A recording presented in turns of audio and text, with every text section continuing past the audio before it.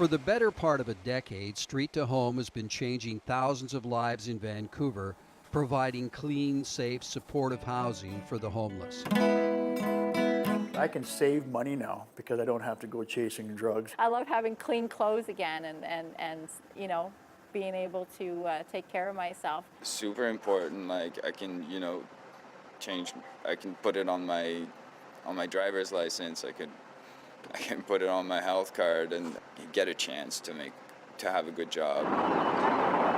With $31 million in donations from leaders in the private sector, Street to Home has leveraged 10 times that amount from its partners in government to build 21 supportive housing projects with 1,335 homes.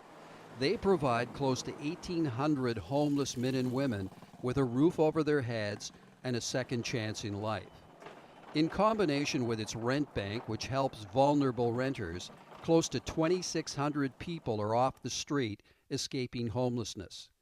But as successful as Street to Home has been in reducing homeless numbers, the new reality is housing on its own cannot solve homelessness. What we've discovered is it's far more challenging than just simply housing. But it is really about addictions, it's about mental health, it's about unaffordable cost of living. The big focus is deal with the mental illness and addiction, usually go together, and train somebody to be employable and get them employed. And it has a huge impact on their lives. It means Street to Home is going to take a different approach to the homeless problem and add another layer of caring to its portfolio.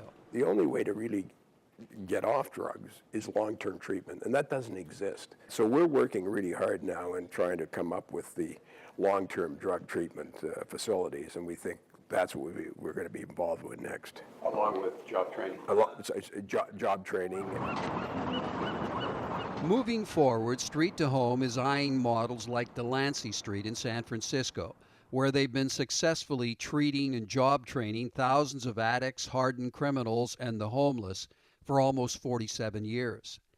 The Delancey Street program accepts no government funding, is built on a business platform, and is one of the most respected and successful rehab facilities worldwide. They fund the project really through businesses that are set up on site to underwrite the costs of the program. So they run restaurants and a moving company.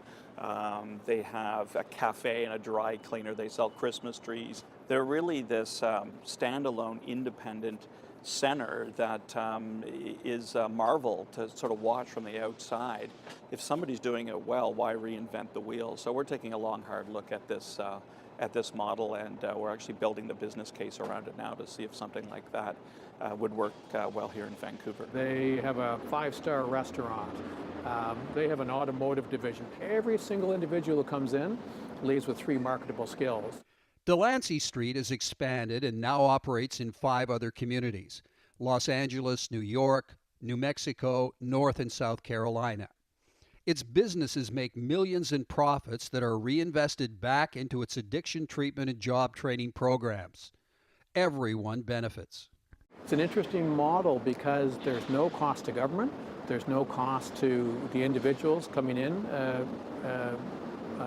to the addiction recovery pathway, and there's no cost to the families, so that's a major change for Vancouver. The hope is that we will not be reliant on public funding, that in fact the job component will help fund this. Ci sono esperienze difficili da raccontare. San Patrignano in Italy is also on Street to Home's radar.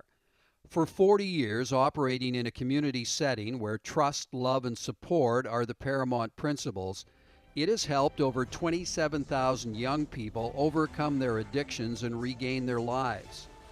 Here, growing and preparing their own food is a big part of daily life. Those men and women who are living in supportive housing Street to Home help build and fund believe this kind of leading-edge treatment and training is a necessary component for their complete recovery here at home, and for others caught in the perils of homelessness. Addiction treatment and job training. Knowing the path that you have walked down, how beneficial would that be? that would be huge. That would be a lot of resources for a lot of people. That would be a great opportunity, a stepping stone.